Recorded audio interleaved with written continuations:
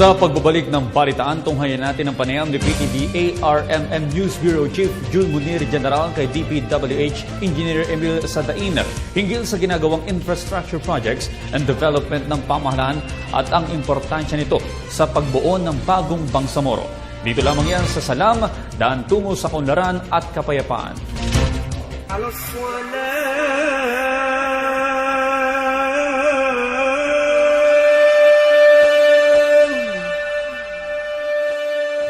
Maraming salamat sa pagpatuloy ng balitaan.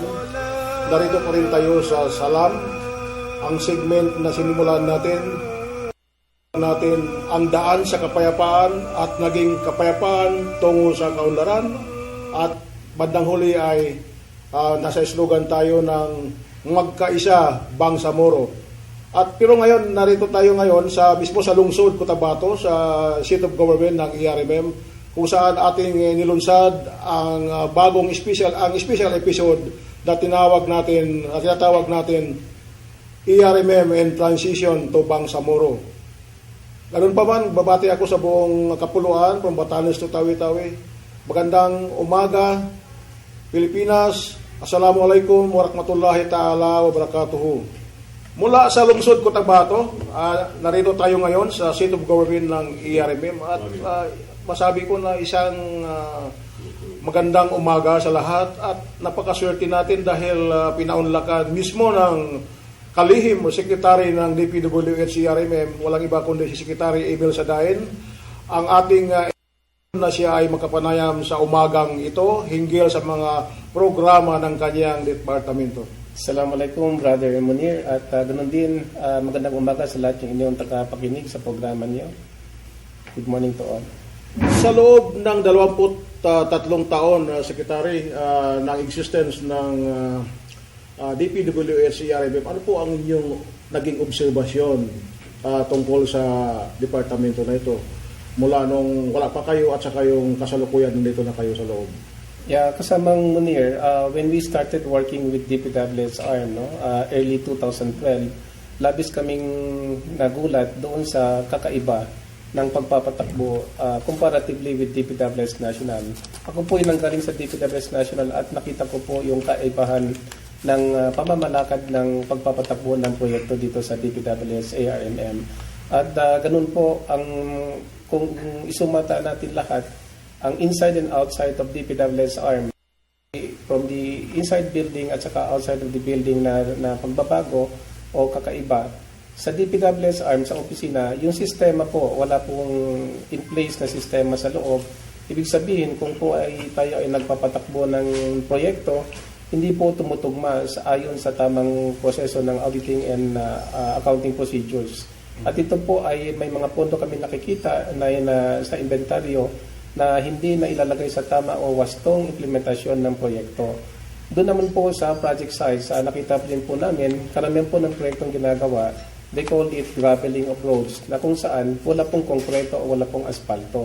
So, sa ganun implementasyon, hindi po maayos at hindi po kapakit-pinabang yung mga ginastos na ng makaraang pondo ng pamahalaan sa pagpapatayo ng mga proyekto. Kasi isa pong nakapagtataka rin doon, bakit po yung mga hindi marunong mag-implementa ng projects, yung pang binibigyan.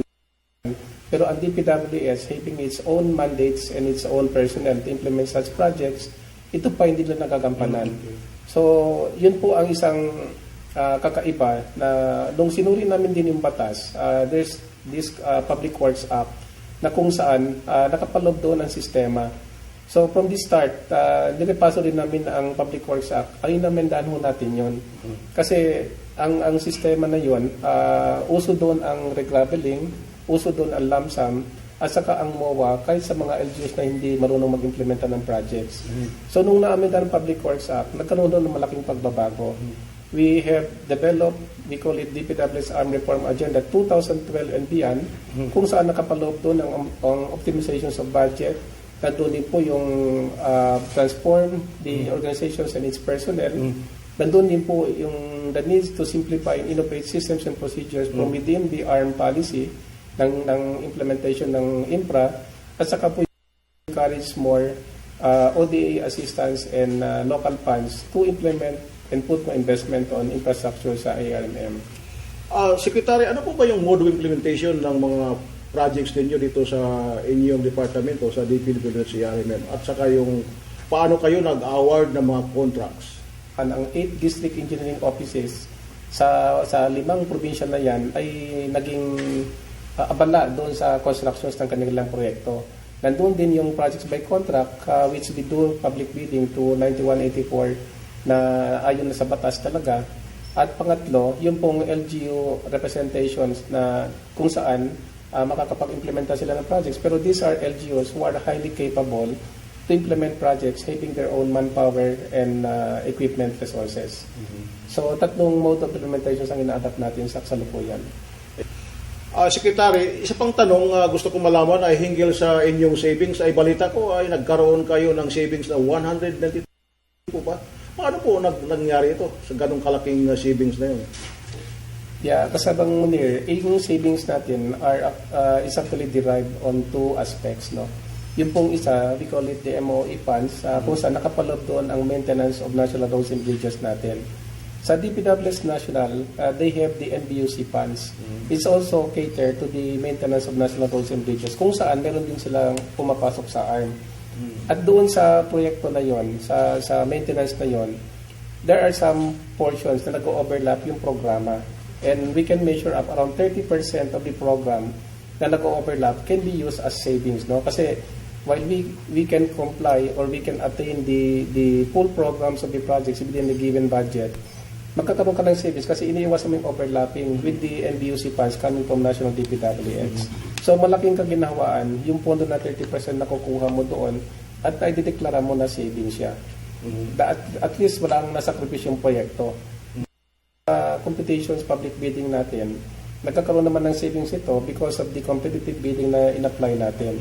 So all of these savings, when you lump it up, this will accumulate to 190 million from 2012 early quarter up to 2013 last quarter. So meaning that's about 12, 13, 2 years savings mo nagawa yun sa 190 million na yon.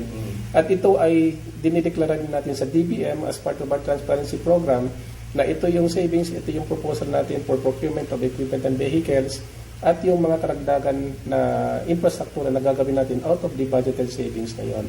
So once approved ng DBM, doon namin ginagawa yung additional trabaho. Sa madaling sabi, Secretary Emil Sadain, ay inyong pinapatupad ang tinatawag na prudent fiscal management, di po ba? Yeah, yun ang prudent fiscal management. No less than DBM really recognized as president of doing it. Kasi for the past 23 years ng ARM, ni savings o kung tutusin, abonado pa sila kung nag-implementa ng projects. Pero ngayon, we wanted to do projects. Yung sabi nga ni Secretary Singson sa National, you have to implement projects, right project, right cost, right quality, right on time, and with right people doing the implementations. So yun ay talagang in-exercise natin din dito sa DPWH. Secretary, sa darating na Bangsamoro government, no, siyempre magkakaroon na ng change of leadership. Ano po ba ang mga programa na pwede ninyo i-turn over sa kanila na ngayon ay preparado na or to be finished pa? Na hindi pa tapos sa kasalukuyan. Ayon po sa kautusan ni Regional Governor Hataman, we would like to give the best quality of services and infrastructures we can provide now sa course ng DPWH ARM. Ang gusto namin ipamahagi dito, hindi lang yung sistema na kung saan nabuo natin sa kasalukuyang administrasyon, kundi mga proyekto na nagampanan o nagawa natin ng 3-4 na taon na yan. At sana, with the completion of all these projects, there will be a good sustainability program for the next transition government at lahat ng sistema na adapt natin kasalukuyan, which are actually highly effective systems and procedures and policies na nagawa natin, we do hope that this can be fully sustained for the coming transition government. Ako ay nagpapasalamat sa mga manonood ng Salam. Tayo ay tinapos na sa oras at magtatapos na. Narito pa rin tayo sa segment, special episode ng ERMM in Transition with Bangsamoro at ating na-interview ang ating kapatid, ang butihing sekretary ng DPWH ERMM, si Secretary Emil Sadain. at harinawa ang susunod na mamumuno sa Bangsamoro government na magkapatupad ng departamento na ito, ng DPWH na ito, ay kanilang mapaigting pa at mas lalong ma-improve pa kung ano yung mga magandang sinimulaan ni Secretary Emil Sadain, dahil ng 23 years ng departamento na ito ay alam ng taong bayan kung ano ang mga magandang achievement na gawa nila sa ilalim ng pamumuno ni Secretary Emil Sadain at saka under the leadership of Regional Governor Mujib Hataman. Assalamualaikum warahmatullahi ta'ala wabarakatuh, at maraming salamat po Secretary Emil Sadain sa inyong pagpaunlak sa aming invitation.